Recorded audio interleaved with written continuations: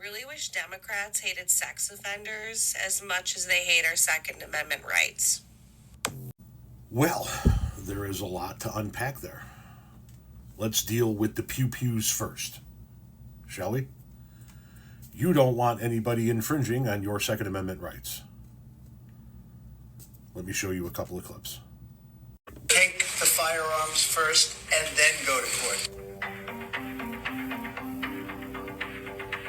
We have to do something very decisive. Number one, you can take the guns away immediately from people that you could judge easily are mentally ill, like this guy. You know, the police saw that he was a problem. They didn't take any guns away. Now, that could have been policing. I think they should have taken them away anyway, whether they had the right or not. A lot of times, by the time you go to court, it takes so long to go to court to get the due process procedures.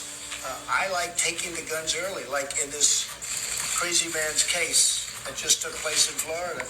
But take the guns first, go through due process second. Getting out within 24 hours, the majority of them. So what we want to do is let law enforcement come in and take the guns. Good. They're a danger to themselves Which you can't or do others. right now. Well, they're because without being adjudicated. So because they're a danger to themselves. You want them to take the guns and when they are not go through 6 months of legal trials. Exactly. So, from a standpoint of you being concerned about your Second Amendment rights, what do you say about that? The first clip I showed you was Donald Trump in his first administration saying that cops should be able to take guns away from people that they deem crazy, his words, whether they have the right to or not. Go back and watch it. That is exactly what he said. The second clip I showed you is him now with his new attorney general saying that, we can't legally go take guns from people because they haven't been adjudicated this or that. And what we want to do is just be able to go take the guns and deal with the court stuff later. And Trump's response to that was good. So I would love to hear your response as a concerned Second Amendment protector to those two clips. Then, you say we love sex offenders more than XYZ, Second Amendment rights. Are you familiar with John Edwards? John Edwards was a Democrat who showed incredible promise.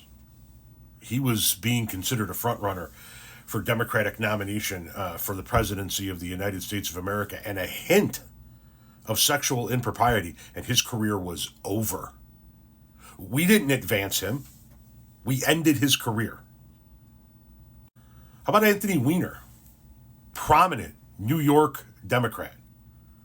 Got caught doing things sexually he shouldn't have done. Career over.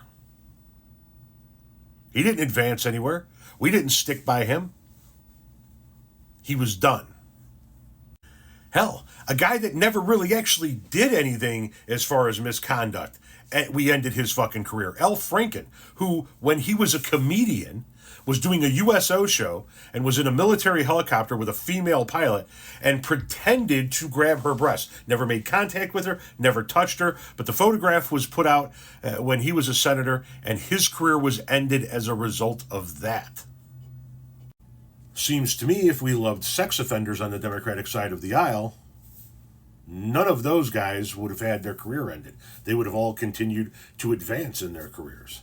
Now, let's take a look at your side. Matt Gaetz, widely suspected of having sex with underage girls. You guys tried to make him the Attorney General. Credible allegations against your current Secretary of Defense. Your own president is an adjudicated assaulter who is on tape talking about how he assaults women. You guys voted for him to be president. Remember Roy Moore? Was it Alabama that he was in? The guy that, it came out that he cruised malls looking for teenage girls. And you guys went, yeah, no, we're still going to put him up. We want him in Congress. By the way, which side is it, the Democrats or the Republicans, that is fighting against overturning child marriage laws in multiple states? That is fighting against doing away with laws that allow children to get married. Because they want to be able to marry children. It's the Republican side. Republicans at the state level in multiple states argue that 12, 13, 14, 15, 16-year-old girls should be allowed to get married. I think you got this one backwards.